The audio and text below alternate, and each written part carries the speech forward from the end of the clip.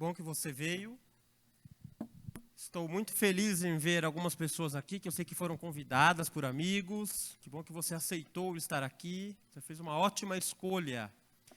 O Serginho, que conduziu aqui o louvor, você conhece. E ele aceitou prontamente o convite de estar aqui. Ele estará conosco durante a série do mês de março. E o convidado de hoje que vai falar, se você frequenta a Casa Verde há mais de 15 anos, 20 anos, você o conhece.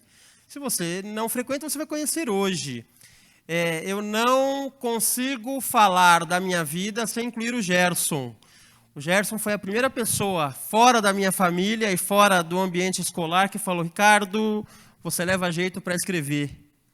E eu insisti no magistério, estava errado, e hoje eu escrevo profissionalmente, né? E o Gerson foi uma das pessoas que me ajudou a encontrar esse dom. O Gerson vai estar conosco hoje, e nos próximos 3 domingos, ele vai fazer essa série Feitos para Brilhar. Gerson, bem-vindo de volta à sua casa. Deus possa usá-lo mais uma vez. Muito boa noite a todos. É sempre uma alegria indescritível retornar à Casa Verde, mas esse retorno dessa vez ele é diferente. É emoção. Quando eu entrei aqui hoje, eu me dei conta de que exatamente agora, nesse mês de fevereiro e março, nós estamos completando 20 anos em que aqui na Casa Verde se desenvolveu um projeto de evangelismo de leigos, que envolvia o Ricardo Perosini, Ricardo Devay, o Luiz Cláudio, Denison, eu, Reinaldo, mais um time imenso, e que nos lançamos assim numa aventura de evangelismo. Eu me lembro que depois de trazermos aqui o pastor Amin Rodor, nós tivemos a ousadia de fazer uma série de evangelismo de leigos aqui. E Deus nos presenteou naquele ano com 49 batismos. E no ano seguinte, com mais 25 batismos. Em 18 meses, essa igreja batizou 74 pessoas. E 74 batismos você nunca esquece. E é sempre uma alegria, um privilégio voltar aqui à Igreja da Casa Verde, especialmente agora, que justamente agora completamos 20 anos. E é melhor ainda fazer isso, né? E assim, eu me dei conta de algumas coisas, que o tempo não passa aqui na Igreja da Casa Verde. O Aristides, com certeza, vai ser trasladado que nem Enoque, porque, assim, 20 anos depois, ele está exatamente igual, ele é o Highlander, o guerreiro de Jesus imortal, não é? Mas é sempre uma alegria, e especialmente fazer isso numa noite de sexta-feira. De domingo, aliás.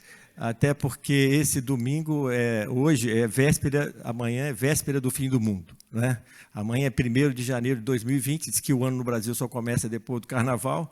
Então amanhã volta todo mundo, né? As ruas de São Paulo vão estar inundadas e a gente volta para aquela correria louca que é a vida nessa cidade. E agora eu estava sentado ali me lembrando disso, eu me lembrei da história da corça e do leão, né? Todos os dias a corça acorda e ela sabe que ela tem que correr mais rápido que o leão, mais rápido, senão ela vira almoço de leão. E o leão sabe que tem que correr mais rápido que a corça mais lenta, porque senão ele fica sem almoço. Então não importa se você é corça ou leão, amanhã vai correr, tá certo? Enquanto isso a gente vai aqui restaurar e recarregar as nossas energias. O nosso tema hoje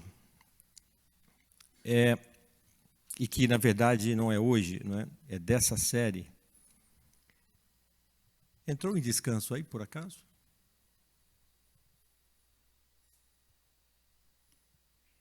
Na hora do ensaio nunca falha.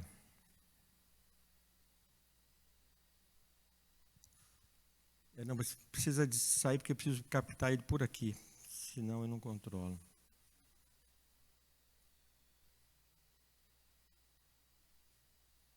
Aqui.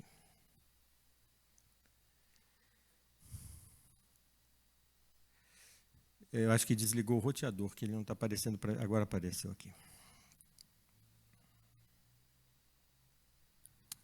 No tempo de Jesus tinha vantagem que não tinha tecnologia, né?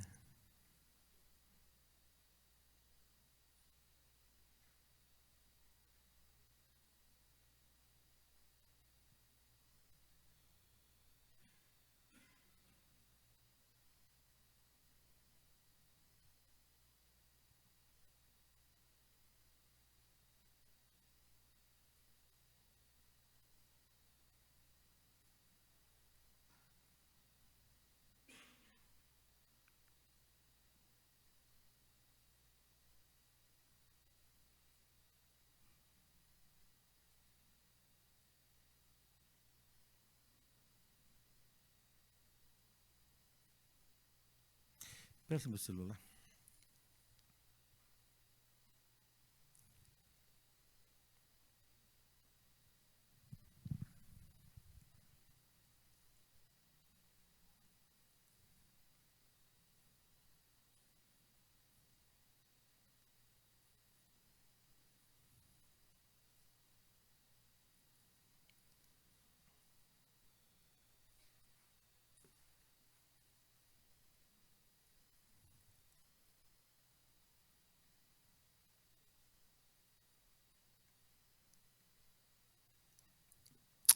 Muito bem. Esse nosso tema, Feitos para Brilhar, que é o tema que nós vamos explorar durante esses 4 encontros, ele aparentemente pode soar, num determinado momento, como uma máxima de autoajuda. Feitos para brilhar, autoajuda. Mas, na verdade, por detrás desse tema, nós temos um conceito, um fundamento teológico profundo, que é um fundamento que a gente traz lá dos evangelhos, dito pela boca do nosso próprio Senhor Jesus, quando Ele nos ordena, Ele determina que nós façamos brilhar a nossa luz, para que os homens vejam as nossas boas obras e glorifiquem a Deus. Então, isso não é uma máxima de autoajuda, na realidade, isso é um chamamento à missão. E esse chamamento à missão tem a ver com a maneira como nós lidamos com a nossa vida. E eu queria fazer aqui uma analogia. O que você espera da sua vida? Qual é seu nome? Júnior. Eu não sei se o Júnior tem carro ou não, não vou perguntar, mas vamos dizer que o Júnior tivesse comprado agora a melhor marca de carro que existe no mundo. Carro zero. É a melhor marca que existe no mundo. Carro zero. E ele comprou um Onix, que é um dos carros mais vendidos no Brasil. E agora o Júnior, ele sai de manhã e ele entra no Onix dele e que delícia aquele carro. Aquele cheirinho de carro novo, não tem ruído no carro, não é silencioso, ar-condicionado, direçãozinha hidráulica, maravilha. E o Júnior está feliz ali, 3 meses andando com um carro novo dele e tal. E aí ele recebe uma ligação de um amigo. E esse amigo diz assim: Júnior, eu estou com um problema, vamos ver se você pode me ajudar. O meu carro teve um defeito e precisou voltar na garantia para a concessionária. E eles fizeram manutenção. Agora, para saber se o defeito foi solucionado ou não, esse carro precisa andar durante 2 semanas ininterruptamente. Todos os dias ele tem que andar para ver se de fato foi solucionado o problema ou não. Só que eu tenho uma dificuldade. Eu estou viajando para o exterior agora e vou ficar 2 semanas fora. E eu precisava pedir o favor de você, durante essas 2 semanas, andar com o meu carro. Aí o Júnior disse: não, tudo bem, posso andar. Aí o amigo disse: olha, então vamos fazer o seguinte, eu vou deixar autorizado na portaria do meu edifício, você pode entrar, você pode deixar o seu carro guardado na garagem, anda com o meu durante as 2 semanas, depois você vai e faz a troca. Tudo bem? Tudo bem. E o Júnior faz isso. No dia seguinte, ele levanta, vai até o prédio do amigo dele, entra na garagem, e aí ele vai e pega o carro do amigo dele. Um Ford Fusion, última geração. E ele deixa lá o carro zero dele, o Onix dele, e agora, durante 2 semanas, ele vai andar numa espaçonave chamada Fusion. Banco reclinável, 3 tipos de regulagem, aquece o banco, esfria o banco, sistema de som de 15 vias, câmbio automático, sistema inteligente de direção, freia sozinho se o carro da frente freia, avisa se você está saindo da faixa, fala com você, e durante 2 semanas ele vai andar com esse carro. Terminadas 2 semanas, o que o Júnior vai fazer? Volta na garagem, guarda o carro do amigo e vai andar de novo no carro zero dele. No carro zero dele. Já não é mais o mesmo carro.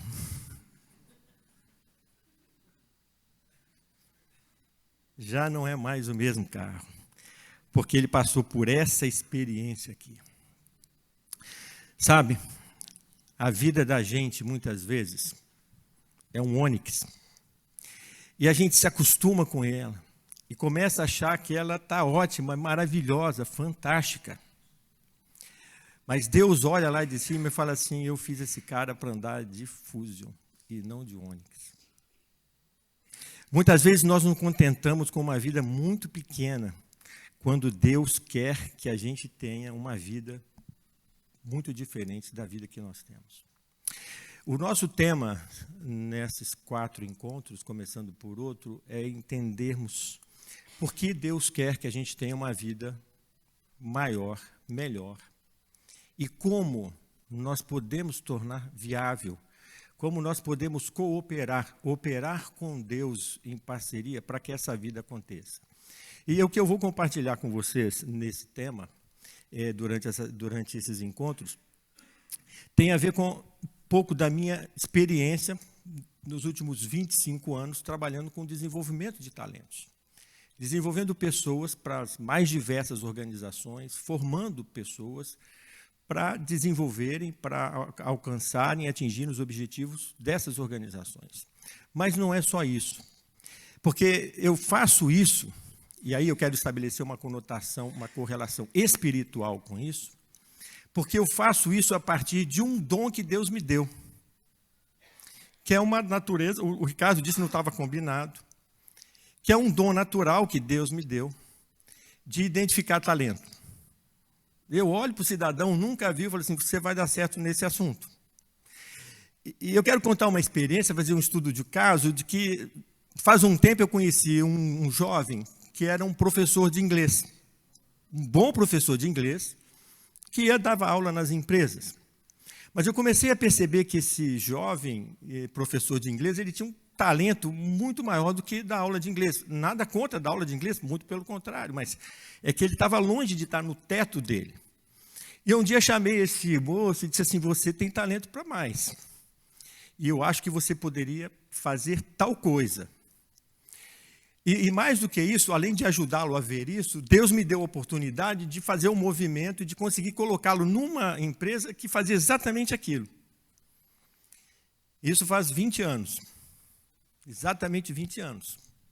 E esse moço, de fato, ele tinha esse talento e ele se tornou recentemente um especialista internacional com um diploma terminal no país mais avançado do mundo em tecnologia de educação. Porque lá atrás ele descobriu o talento dele. Eu acho que você conhece esse moço.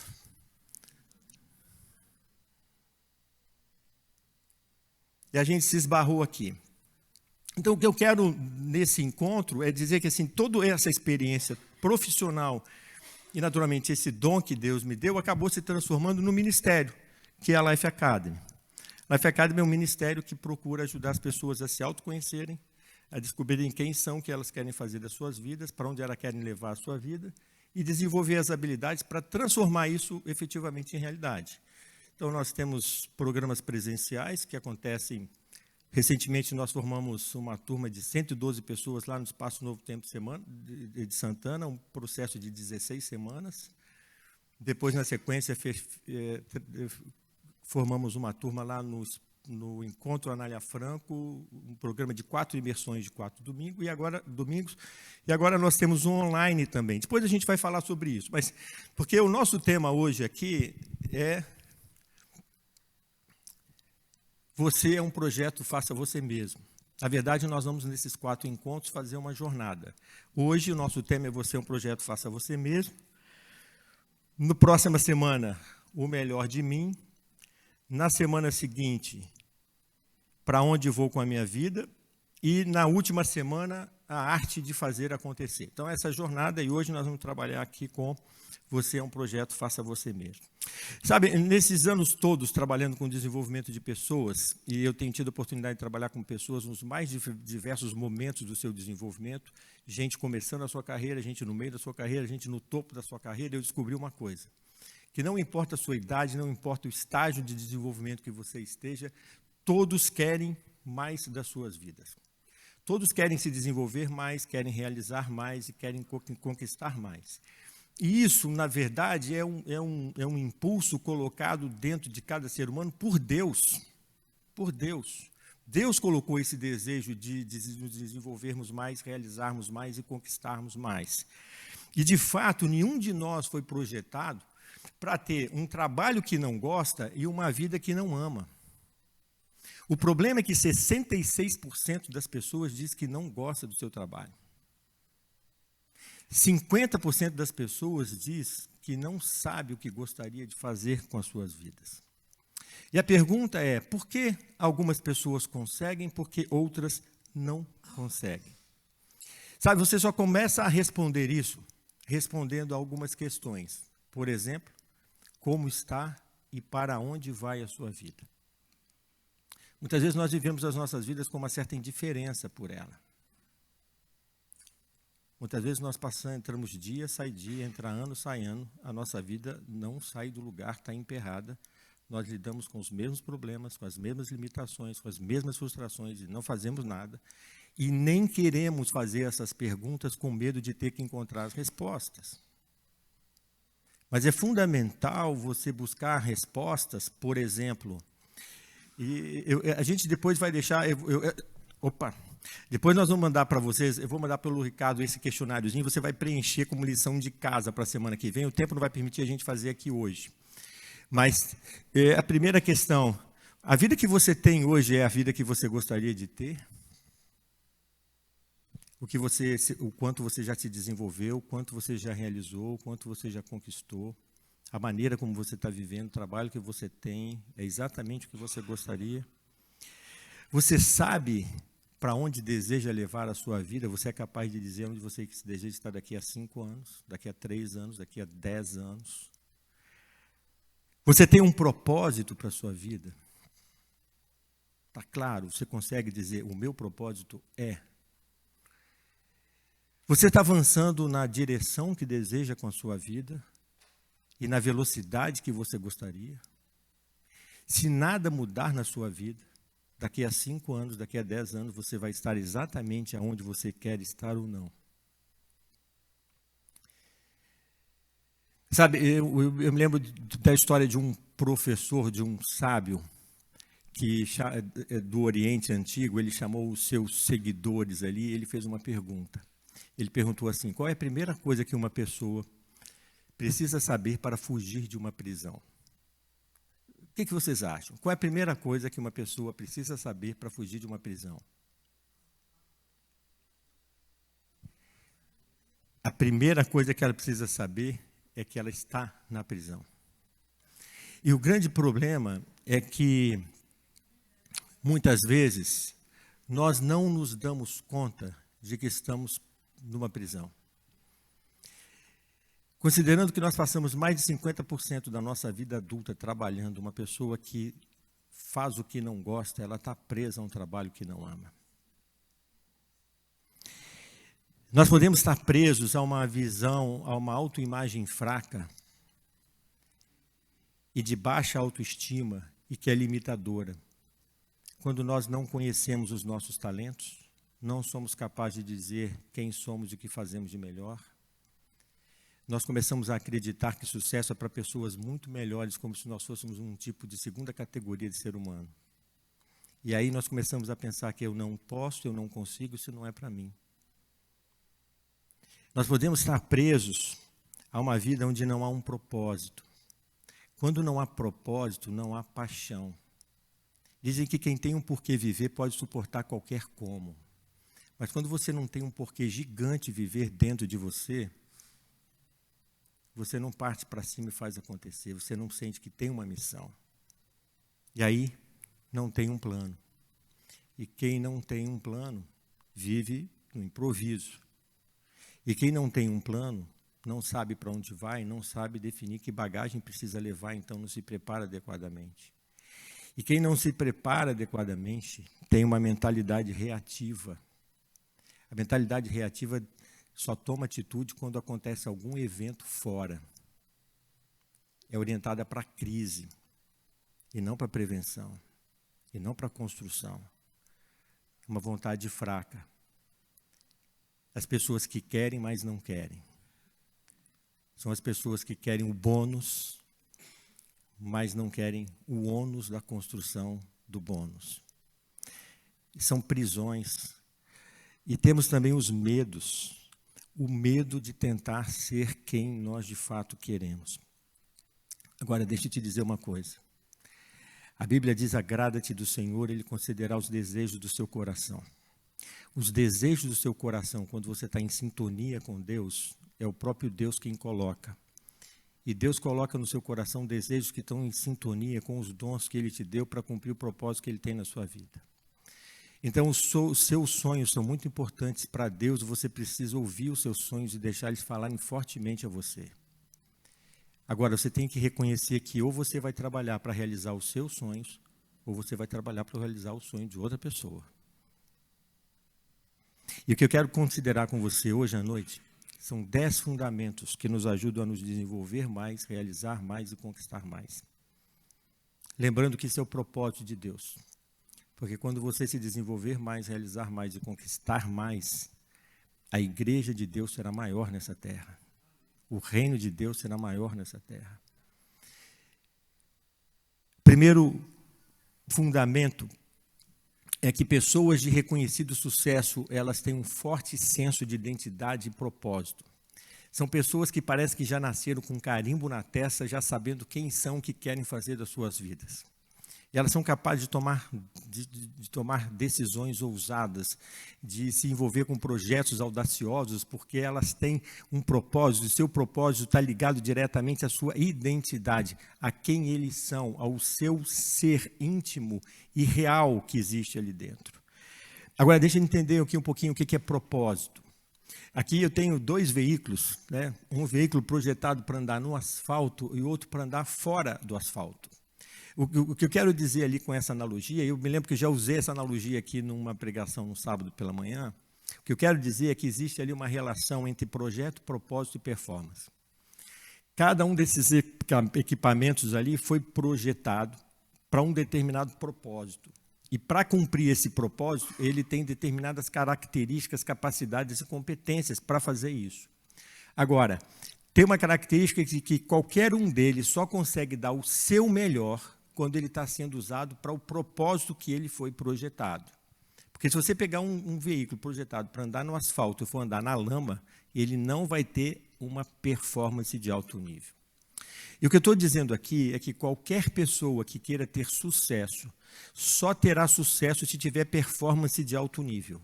E só terá performance de alto nível fazendo o que foi projetado para fazer, porque tem os dons, as habilidades para isso.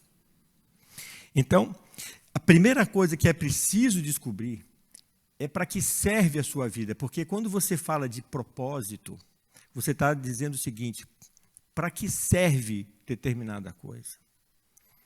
Então, se eu falo sobre o propósito desse telefone, eu estou perguntando qual é o propósito dele. A última coisa hoje é para fazer ligação ao telefone, tem um monte de outra coisa, né? É a lanterna, isso, é cheio de propósito isso aqui. Mas é para que serve ele? Então, a primeira coisa que você precisa responder é: para que serve a sua vida? Para que serve a sua vida? Porque você nunca será tudo o que pode ser, tentando ser o que você não nasceu para ser. Deixa eu dizer isso: você nunca será tudo o que pode se desenvolver, realizar e conquistar, tentando ser o que você não foi projetado para ser. Eu quero te ajudar a responder isso, a entender isso, usando aqui 2 analogias, para te mostrar o quanto custa você tentar ser quem você não nasceu para ser. Eu imagino que a maior parte de nós aqui já brincou em piscina, com bola. Eu me lembro que uma das últimas vezes que eu estive na piscina, eu estava com uma bola de vôlei e eu fiz exatamente isso, que é tentar submergir a bola e tentar ficar em pé em cima da bola, lá no fundo da piscina. Se você tentar submergir uma bola, você vai gastar uma energia descomunal para conseguir afundar aquela bola na piscina e mais ainda para manter aquela bola lá no fundo. E a primeira vacilada que você der, ela imediatamente volta para a superfície, porque na natureza da bola, ela não nasceu para ser pedra. Se fosse pedra, ela afundava logo. Mas como ela não é pedra, ela tem que boiar. Essa é a natureza dela. Quando você está tentando ser quem você não é, você está lutando com a sua natureza. está tentando manter uma bola afundada. Consome uma energia imensa e não produz resultado. Consome tanta energia e, na verdade, quando as pessoas começam a fazer isso, elas começam a representar, começam a mostrar quem elas não, tentar mostrar quem elas não são e de evitar de mostrar quem elas são. Mas eu quero mostrar uma outra analogia aqui. Imagina que o Ricardo, vou fazer perder uns quilinhos hoje, Ricardo. Imagina que o Ricardo está tentando subir uma imensa pedra, morro, montanha acima. Ele gasta uma energia descomunal para subir, porque o tempo todo que ele está tentando subir, a pedra está querendo fazer o quê? Descer.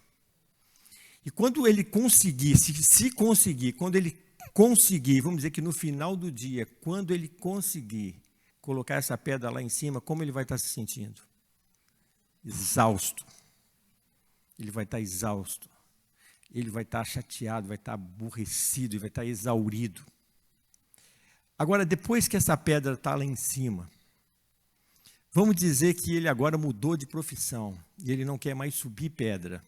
Ele só quer fazer as pedras descerem. Que tipo de esforço ele precisa fazer para essa pedra descer? É só tirar o calço. E aí ele pode passar o dia rolando 1000 pedras para baixo, e quando terminar o dia, ele vai estar exausto?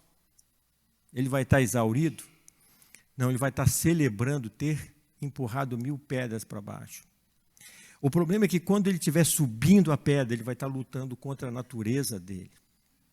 Ele vai estar lutando contra as forças da natureza. Agora, quando ele estiver lá em cima, ele vai estar usando a favor as forças da natureza. É quando a gente está tentando ser quem não é, a gente está empurrando pedra acima. Quando nós estamos sendo quem nós somos, nós fazemos com tanta naturalidade que você passa 16 horas escrevendo na frente do computador e parece que foram minutos. E não está exaurido, né? Talvez fisicamente cansado, precisando dar uma relaxada, mas com uma sensação muito melhor. Custa muito caro tentar ser quem nós não somos. Custa muita energia. De maneira que os 2 dias mais importantes na sua vida são o dia que você nasceu e o dia que você descobriu o porquê você está aqui. Qual é a sua missão? Qual é o seu propósito aqui? Eu quero trabalhar com você 3 realidades essenciais que vão te ajudar a rever a maneira como você encara a sua própria vida. Uma das coisas que acontece muito frequentemente quando eu começo a trabalhar planejamento de vida e carreira com as pessoas nas empresas e aqui também na Life Academy, é que logo que as pessoas chegam, elas costumam dizer assim: ah, Gerson, que bom, que fantástico, porque agora eu sei que trabalhando com você, obrigado, com todas essas... Não, peraí, estou contra as forças da natureza aqui. Trabalhando com você, com todas essas ferramentas, com todas essas técnicas, eu sei que finalmente eu vou descobrir o caminho da minha vida. E quando a pessoa diz isso, eu coço a cabeça, dou um passo para trás, olho para ela e digo: olha, tem 2 notícias para te dar. Uma péssima e uma ruim e uma péssima. Qual você quer primeiro? E aí a pessoa diz: bom, então me dá a ruim para começar. Bom, a ruim é que você não vai descobrir o caminho. Nossa, se essa é a ruim, então qual é a péssima? A péssima é que ele simplesmente não existe. O grande problema é das pessoas que acham que têm que descobrir o caminho da sua vida, é que elas têm um modelo mental reativo, orientado. E quem tem um modelo mental reativo acha que a solução dos seus problemas vem sempre do lado de fora. Então, existe lá fora, em algum lugar, um caminho pronto para a sua vida. Joga para Deus essa responsabilidade, joga para um monte de circunstâncias essa responsabilidade, mas a responsabilidade não é minha. Então, um dia, por acaso, eu vou acordar e vai aparecer um mapa para a minha vida, vai aparecer uma oportunidade gigante para a minha vida, todas as coisas vão finalmente dar certo, e aí, finalmente, eu vou acontecer porque eu descobri o caminho da minha vida. Esse dia é um dia de santo, é o dia de São Never, é o dia de São Nunca. Não existe esse dia, isso nunca vai acontecer. Não existe esse caminho. O que existe é um caminho a ser criado. É preciso criar um caminho. Mesmo quando Deus está no projeto, mesmo quando Deus está fazendo o projeto andar, não é assim. Às vezes as pessoas dizem, não, se for da vontade de Deus, tudo vai dar certo, todas as coisas vão cooperar para o bem e tal. Gente, esquece, nem a Bíblia mostra isso. Deus chamou Moisés para fazer a coisa que Moisés mais queria fazer na vida, tirar o povo de Israel. E Moisés falou, bom, beleza, eu vou lá, manda quem pode, obedece quem tem juízo, eu chego lá, mando para Faraó, está tudo resolvido. Foi só perrengue. Precisaram virar o Egito de cabeça para baixo. E quando eles finalmente, depois de um sofrimento tremendo, eles conseguiram sair do Egito, eles foram para um beco sem saída. E do beco sem saída, depois que eles abriram um caminho no mar, eles tiveram falta d'água e depois falta de comida. Então, é assim, mesmo que Deus esteja no projeto, não é um caminho pavimentado. Não é um caminho pavimentado, é um caminho a ser construído. E nesse caminho, quem decide para onde vai a sua vida é você. Desde o momento em que Deus colocou o ser humano como administrador, como soberano aqui nessa terra, quem tem que escolher o seu caminho é você. Quem tem que criar o seu caminho é você. E aí eu quero trabalhar o segundo conceito, para você entender como é que se cria esse caminho. O segundo conceito é que a sua vida é um Lego. Se tem uma coisa que eu sou fascinado, é o Lego. O Mateus, nosso sobrinho, ele era um gênio no Lego. E ele tinha uma criatividade incrível. Então, com a mesma caixa de Lego, com a mesma combinação de Lego, daqui a pouco ele chegava, tinha um porta-aviões. Aí ele desmontava tudo, com as mesmas peças, daqui a pouco trazia um avião. Aí daqui a pouco desmontava tudo, trazia um caminhão. Eram as mesmas peças que faziam coisas completamente diferentes. Você é um Lego. Você é um Lego. Você é uma combinação de talentos, habilidades, interesses e oportunidades que pode ser combinados de muitas formas para criar muitas vidas possíveis. E às vezes a gente fica preso numa coisa só que não está dando mais certo. Quando tinha que esquecer aquilo, reconfigurar as peças e criar outra coisa. Então, a gente precisa entender esse processo dessas vidas possíveis. Isso, naturalmente, passa por um processo de autoconhecimento profundo, de você conhecer os seus talentos, as suas habilidades, os seus pontos fortes, conhecer o seu estilo de personalidade, o seu perfil emocional. Aliás, esse é o tema do nosso encontro semana que vem, o melhor de mim. Onde você vai aprender a dizer, olha, eu sou fulano de tal, o melhor que eu posso fazer é isso, a contribuição que eu trago é essa. Você precisa conhecer isso, porque é a partir desse conhecimento, de um processo em que você reconhece os seus talentos, valoriza os seus talentos, desenvolve os seus talentos, e aí então você aprende a combinar os seus talentos para fazer coisas muito diferentes.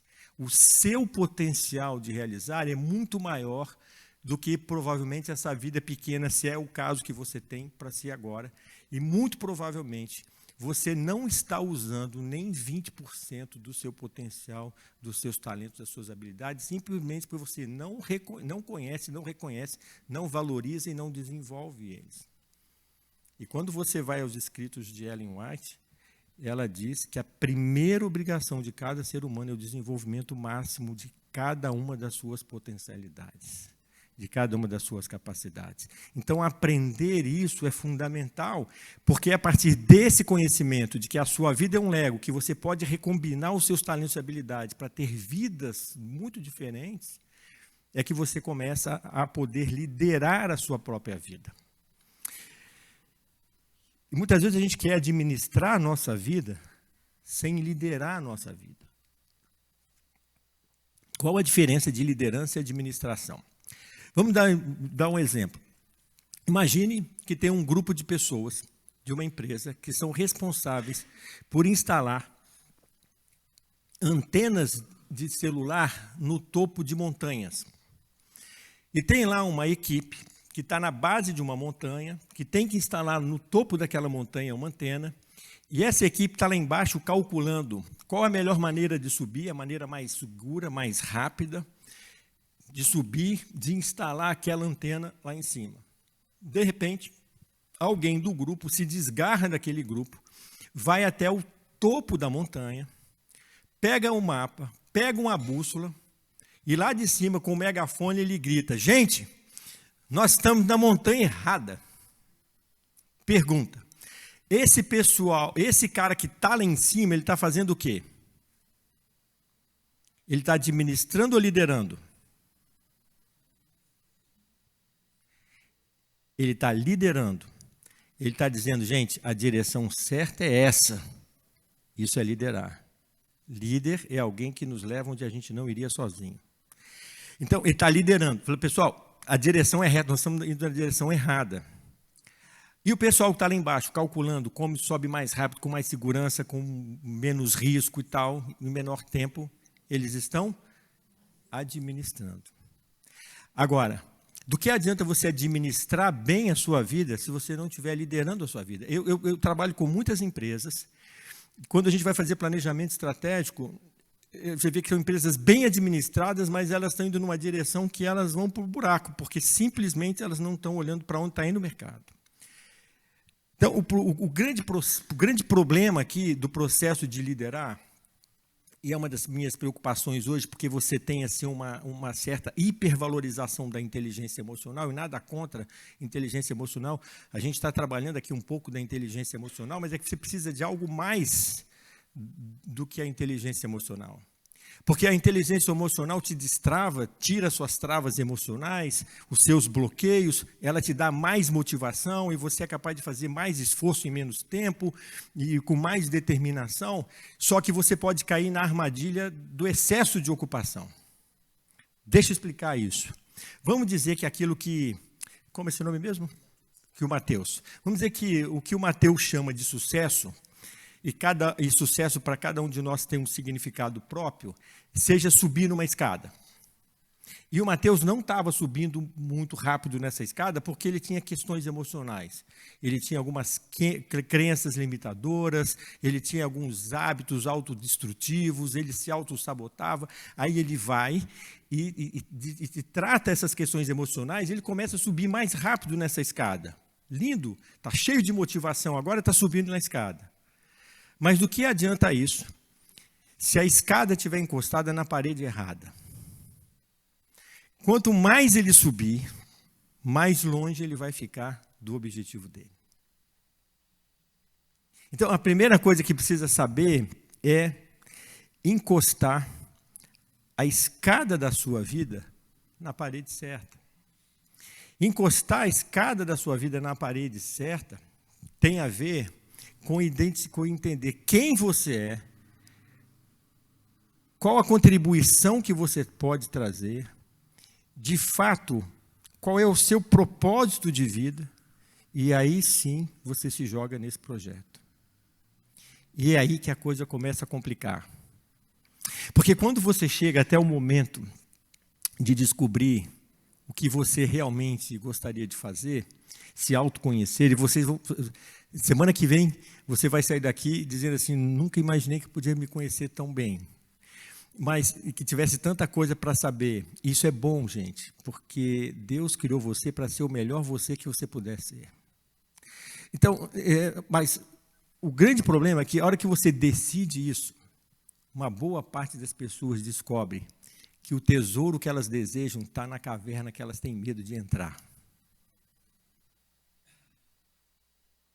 Tesouro que você deseja está na caverna que você tem medo de entrar. E às vezes Deus tem que empurrar a gente para dentro dela. Como é que você pode lidar com isso? Você tem que trabalhar o poder da sua vontade, das suas escolhas e decisões. Primeira coisa que você precisa fazer na sua vida, depois de se autoconhecer, é decidir o que você quer e o que você não quer na sua vida. Muitas vezes a gente não se dá conta desse processo e segue sem tomar essas decisões. O que você quer e o que você não quer na sua vida. O problema é que aí as pessoas começam a lidar com a síndrome da angústia pré- e pós-decisória. A angústia pré-decisória, eu costumo brincar que a angústia pré-decisória é aquele momento da indecisão. Eu costumo dizer assim que antes eu era indeciso, agora já não tenho certeza. É o melhor caminho? Não é o melhor caminho? Gente, é fácil ou não decidir? Por que tanta gente não se realiza? Porque tem medo de tomar decisão, porque decisão tem consequência. Mas, gente, não tomar decisão e tomar a decisão de não tomar decisão chama-se omissão. E aí a sua vida pode ser resultado de decisão ou de omissão. Agora, tem um problema também da síndrome da angústia pós-decisória. Porque depois que você decidiu, as pessoas costumam ficar ancoradas e pensando, será que foi a melhor decisão? E se eu tivesse tomado a outra decisão? Porque você só tem certeza do resultado das suas decisões depois que as consequências chegam, depois que você percorre o caminho inteiro. Então, tem que aprender a decidir, e uma vez que decidiu, você não pode ficar vivendo a tensão de foi ou não a melhor escolha.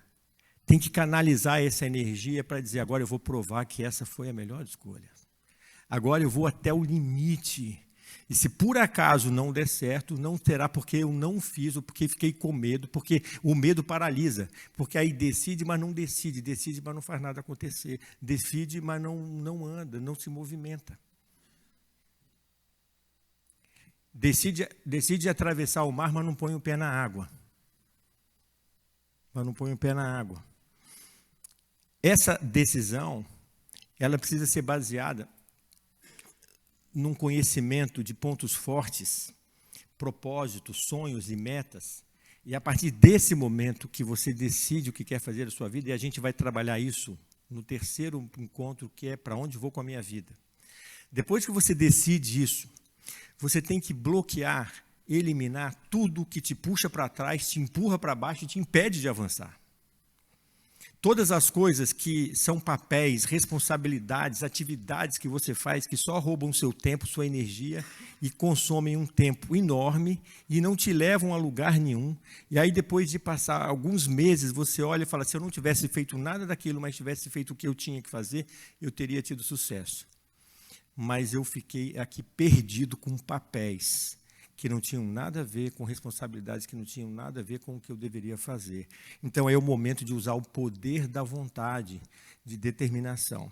Agora, o poder da vontade nos leva ao reconhecimento de uma coisa que chama-se autorresponsabilidade, que significa o seguinte, a sua vida nunca vai acontecer se você não fizer acontecer.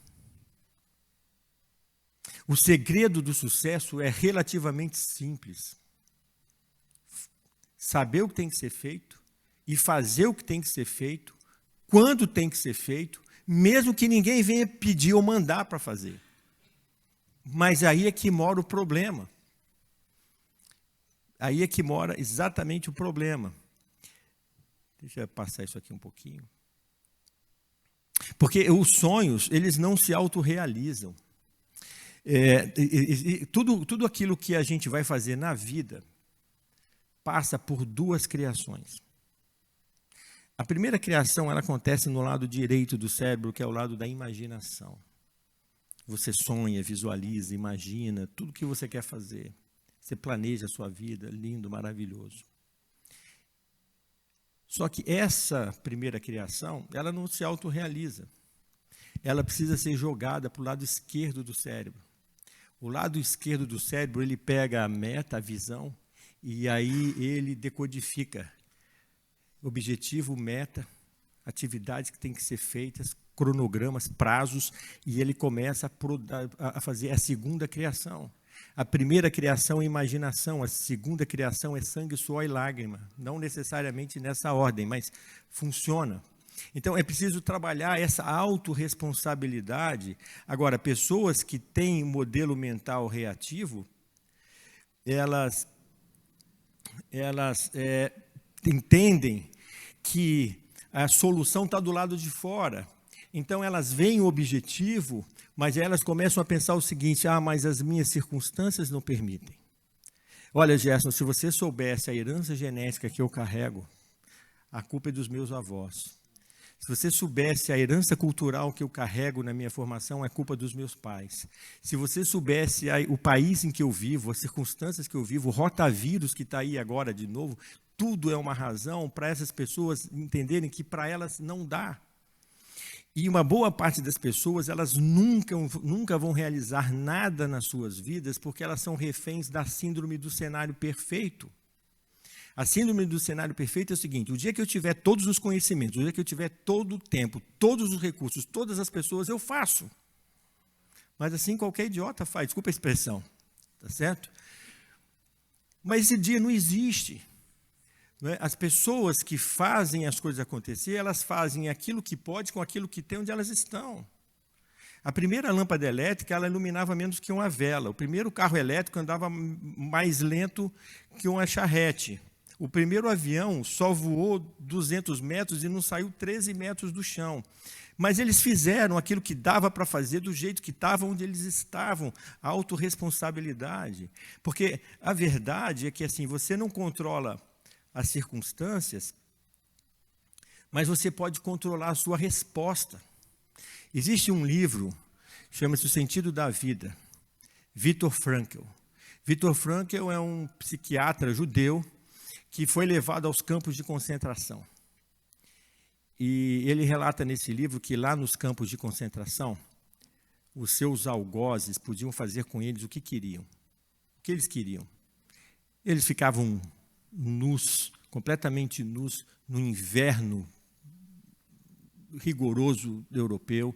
Eles davam comida ou não davam comida, eles batiam, eles torturavam psicologicamente, e eles podiam fazer qualquer coisa com a gente. Menos uma coisa, ele disse: eles não podiam nos obrigar a odiá-los. Essa era uma escolha nossa. Você não pode controlar as circunstâncias da sua vida, mas você pode controlar a resposta que você vai dar a ela. Você pode adotar a resposta do tipo assenta e lamenta, ou você pode adotar a atitude do tipo levanta e enfrenta. Você pode escolher. Você não pode controlar as circunstâncias, mas você pode trabalhar para mudar as circunstâncias, para criar circunstâncias. Muitas pessoas dizem: eu não posso porque eu tenho essa limitação. Mas aí vem pessoas que têm limitações muito maiores e fazem. Então o problema não era a limitação. Limitação não é sinônimo de impossibilidade. E entra aí a lei da oportunidade. Na verdade, existe na Bíblia a parábola das oportunidades, não tem lá? O cidadão era muito rico, deu algumas oportunidades para um, algumas oportunidades para outro, e uma oportunidade para o outro. Alguns aproveitaram as oportunidades, os outros aproveitaram a oportunidade, e aquele um lá, que ficou com um só, era do tipo que não perde uma oportunidade de perder uma oportunidade. Né? Porque se tem uma lei que não foi mudada, nem o pecado mudou, é a justa lei da causa e efeito. A justa lei da causa e efeito diz assim, que você vai ter a vida que você merece. Aquilo que o homem planta, ele vai o quê? Colher. Vai colher. Porque, na verdade, nós somos consequências de nós mesmos. Eu hoje sou consequência das escolhas que eu fiz no passado, e o quanto eu levei a sério ou não as minhas escolhas. Eu amanhã serei consequência das escolhas que eu estou fazendo hoje, o quanto eu levarei ou não a sério essas minhas escolhas. Nós somos consequência de nós mesmos. Agora, como é que você não perde uma oportunidade? Como é que você não perde o rumo? Você não perde o rumo se você tiver um plano. Se você tiver um plano. Muita gente não tem um plano. Quem não tem um plano vive no improviso. Quem não tem um plano, reage. Eu me lembro que 2 semanas depois dos atentados de 11 de setembro de 2001, isso? 2001. Eu estava assistindo uma madrugada um jornalismo na CNN, estavam entrevistando o prefeito de Nova York, Rudolph Giuliani. Ele disse que na tarde do 11 de setembro, quando ele conseguiu finalmente reunir a equipe e avaliar o que estava acontecendo, eles disseram, nós chegamos à conclusão que na cidade de Nova York nós tínhamos plano de contingência para tudo que você possa imaginar. Tornado, terremoto, inundação, blackout, nevasca. Mas para aquela situação que a gente estava vivendo, ele disse, nós não tínhamos um plano. E quando você não tem um plano, você assenta no banco do passageiro e vai a reboque das circunstâncias. Quando você não tem um plano, você vai viver ao estilo Zeca Pagodinho. Deixo a vida me levar, e a vida leva. Leva.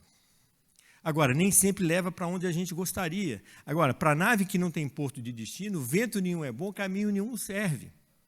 Vocês se lembram de Alice no País da Maravilha, quando ela chega ali na bifurcação e tal, tem ali o porteiro, acho que é o gato, não é o gato? E aí ela pergunta, escuta, para qual caminho eu vou? Bom, depende de onde você quer chegar. É assim, tanto faz o destino. Ele diz, então, tanto faz o quê? Caminho. Se você está vivendo assim, descobrir onde você vai chegar é uma loteria. Tem que ter um plano. E o grande problema quando você não tem um plano, e você entra pelo caminho errado, vamos dizer que você tinha uma bifurcação, você entrou pelo caminho errado, aí você andou 15 quilômetros. Para você chegar ao seu ponto certo, você vai ter que andar 45. Você andou 15, vai ter que voltar 15, mais 15. Porque entrar pelo caminho errado não só te leva ao lugar errado, como impede que você vá para o lugar certo. Agora, a pergunta é, para onde você está levando a sua vida? Pare e pense, você tem que responder para você essa semana. Aonde você quer estar daqui a 5 anos? Como você quer que seja a sua vida?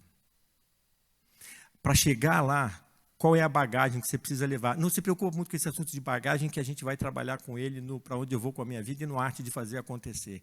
Mas a pergunta é, você tem um plano? Porque, veja, planejar não garante sucesso, mas não planejar não garante sucesso. Porque você não controla todas as variáveis, mas garante o fracasso com certeza. Né? Então, se você não mirar, você não vai acertar o seu alvo. 3 elementos principais que impedem que a gente se desenvolva plenamente, realize plenamente e conquiste tudo que a vida tem de melhor dentro da nossa perspectiva. Não nos conhecermos, não termos um propósito e não termos um plano. De maneira que 3 desafios que eu faria para você. Não saia do mês de março sem se conhecer melhor, sem descobrir o seu propósito e sem ter um plano. 2020 pode continuar sendo um Onix, mas pode ser um Fusion, se você trabalhar esses 3 elementos. Porque quando você não faz isso, a sua formação e o seu preparo, eu não estou falando só de formação acadêmica, porque morreu aquela era do 1, 2, 3. Estudar 1, trabalhar 2, aposentar. Nós estamos na era do ADR, aprender, desaprender, reaprender. Um profissional hoje, ele vai ter na sua carreira pelo menos 5, na sua história profissional vai ter pelo menos 5 carreiras diferentes e algumas acontecendo ao mesmo tempo. Então, esse processo de formação é permanente. Eu agora, nos últimos 2 anos, estou passando por um processo de ter que me reinventar. Estou sofrendo um bocado para isso, reaprender um monte de coisa. Estou usando um monte de jovens para me criticar, Esse é o seu processo. Quando você não faz isso, você fica com uma baixa autoestima profissional, começa a achar que chegou no seu limite.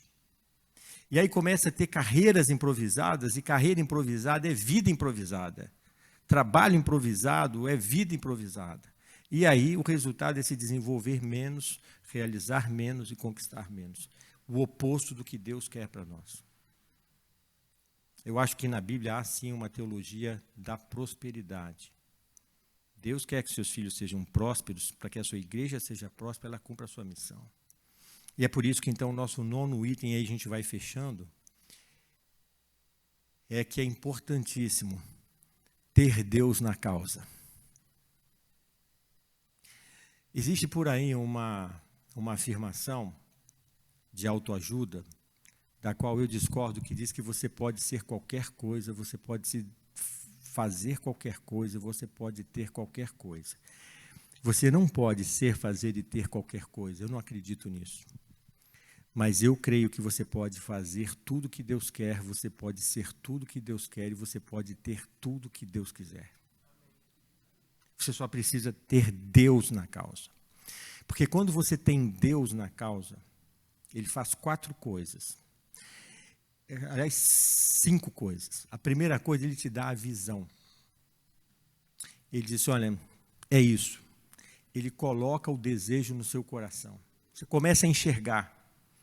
Normalmente, você começa a enxergar como o tesouro que você quer está na caverna, mas você começa a enxergar. Ele te dá os planos, as competências, as pessoas que podem te ajudar e os recursos. Você vê isso no processo de construção do santuário no deserto. Deus chama Moisés e diz assim, olha, escuta, eu quero fazer uma casinha para eu morar aí. Está aqui, ó. Estou te mostrando o que é para fazer. E aqui, ó, planta baixa, projeto arquitetônico, decoração, está tudo aqui. Aí ele disse, olha, chama a família fulano de tal lá, que eu já botei as competências neles. Competência e pessoas. Ele fala, manda o povo trazer o recurso. A Bíblia diz que que o compromisso, a responsabilidade de prover o meio não é nosso, é de Deus. Buscai, pois, em primeiro lugar o seu reino, a sua justiça, e a responsabilidade é dele. Ele faz quando ele está na causa. Quando ele está na causa. Às vezes a gente passa por momentos difíceis que você às vezes é levado a desacreditar nisso. Mas a gente sabe que ele só permite isso para nos preparar para desafios maiores. Desafios maiores. E às vezes a gente precisa ver primeiro a falta do alimento, para ele prover o alimento. Eu costumo dizer que você só está apto para um milagre quando você está numa situação que ninguém mais pode resolver senão Deus. E é nesse momento que o nome dele é exaltado e glorificado. Agora, tudo isso, ter Deus na causa, eu quero voltar no primeiro item, que é o 10º também, que é propósito. A Bíblia diz que Deus faz todas as coisas cooperarem, de alguma forma, para o bem daqueles que são chamados segundo o seu quê? Propósito. Só que a gente para aí. E às vezes a gente não entende qual é o propósito. Tudo isso aqui, você se autoconhecer, se desenvolver, realizar o máximo que você puder fazer, tem um objetivo, que é realizar o propósito de Deus.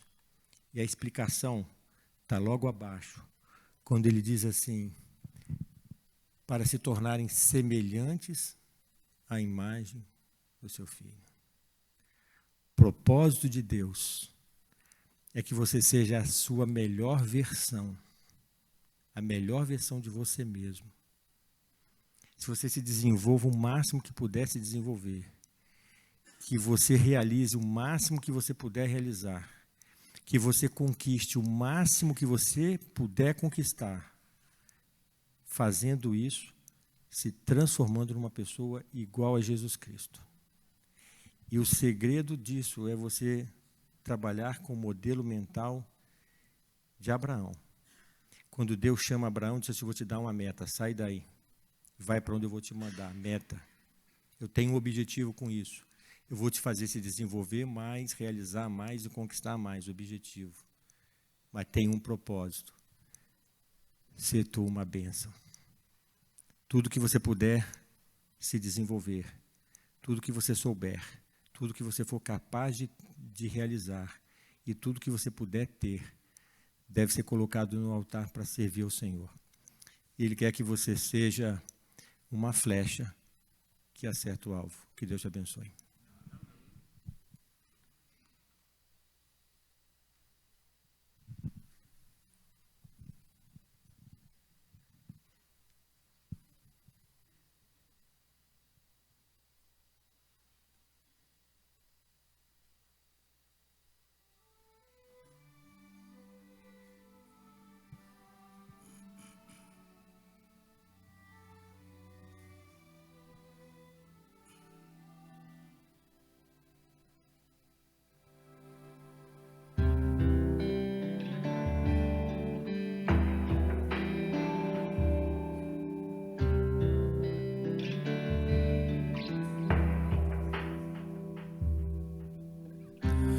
Eu pintei um arco-íris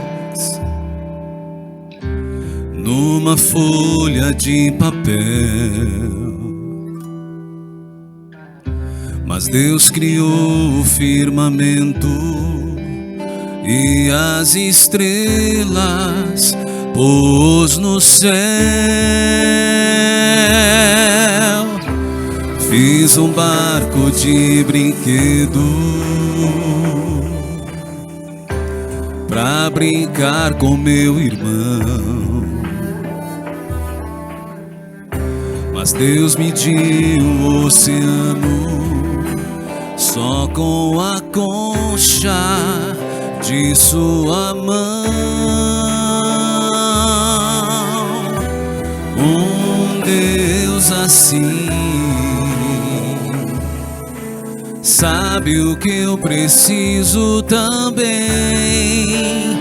Os que esperam no Senhor voam com asas como águia, correm sem nunca se cansar e vão mais além.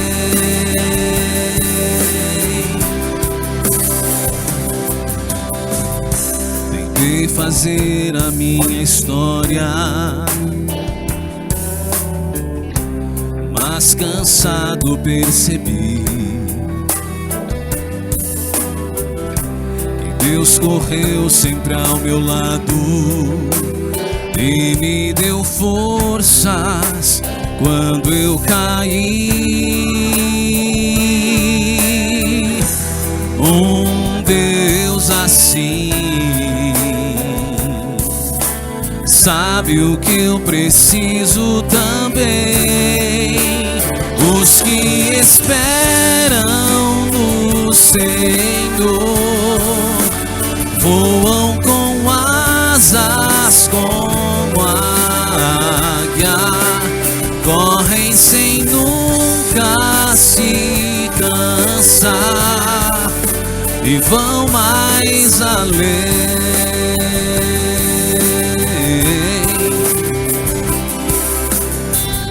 Será que o mundo ainda não sabe? Não, que só a força em Jesus. E o que mais será preciso, além do sangue, além da cruz?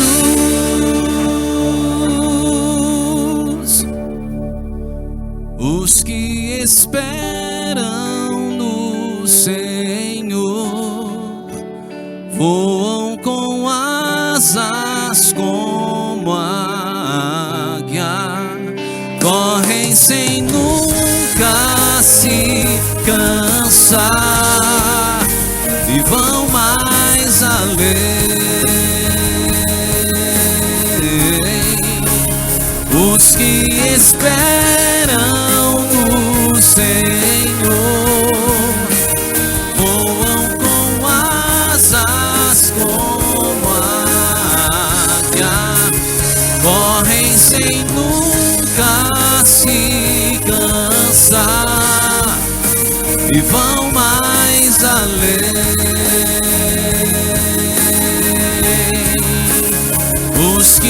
esperam no Senhor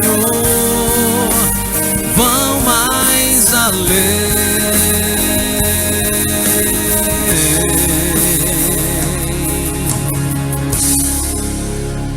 Amém.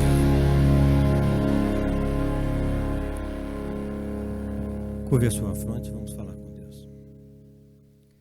Pai querido, nós te louvamos, bendizemos o teu nome pela oportunidade que tivemos nesta noite de descobrirmos que tu tens um propósito para a nossa vida, de recordarmos essa realidade e que não fomos colocados nesse mundo para termos uma vida que não amamos, para fazer algo que não gostamos, ao contrário, nós fomos colocados aqui para sermos cada um de nós a melhor versão de cada um, que possa da melhor maneira retratar um pouco de Jesus Cristo.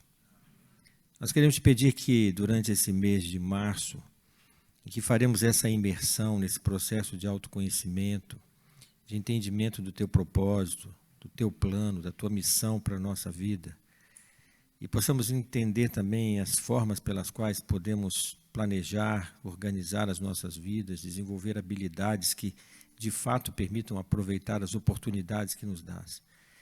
Queremos te pedir que durante esse período o teu Espírito trabalhe fortemente na nossa mente, no nosso coração, que teu Espírito abra os nossos olhos para ver, os nossos ouvidos para ouvir, a nossa mente para compreender o teu plano, e que nós possamos permitir que tu faças em nós, por nós e através de nós a sua vontade. Que cada um de nós aqui possa ser uma flecha que acerta o alvo em nome de Jesus. Te pedimos uma bênção para todos os nossos amigos que estão conosco aqui. Que essa semana seja uma semana de bênçãos. Que essa semana seja uma semana em que cada um possa perceber e sentir a sua presença ao seu lado, a sua mão cuidadora, provedora, o cuidado dos teus anjos e também a graça de Cristo Jesus. Em seu nome pedimos, te louvamos e agradecemos. Amém. Queria só completar aqui dando uma notícia que para os nossos amigos aqui, que Dona Fátima e eu, 20 anos depois, quando nós chegamos aqui, as nossas filhas tinham 5 anos. Quando nós deixamos a Casa Verde indo atender um outro chamado, elas tinham 20. E agora elas têm 30. E Dona Fátima e eu agora fomos promovidos a avós. Estamos aguardando a chegada da Lara, filhinha da Mariana e do Guilherme. Então a gente queria compartilhar com os amigos aqui essa notícia. Tenho 2 convites a fazer para que semana que vem você volte para prestigiar o vovô Gerson. Semana que vem às 7 horas teremos então a continuação da série Feitos para Brilhar. E agora você é nosso convidado para descer até o salão da igreja para partilhar um lanche conosco. Uma excelente semana para vocês. Quero agradecer também a você que pela internet acompanhou o programa de hoje. Várias pessoas assistindo. E na semana que vem, você que está aqui, traga os convidados. Aqueles que não puderem vir mesmo, manda o link da Igreja da Casa Verde. Entra no seu Facebook, digita lá, Igreja Adventista de Casa Verde. Aí você vai seguir e a programação está ao vivo, a programação de hoje, a da semana que vem também. Louvado seja Deus, né, por tudo que vimos e ouvimos. Até a próxima semana, vamos para o lanche.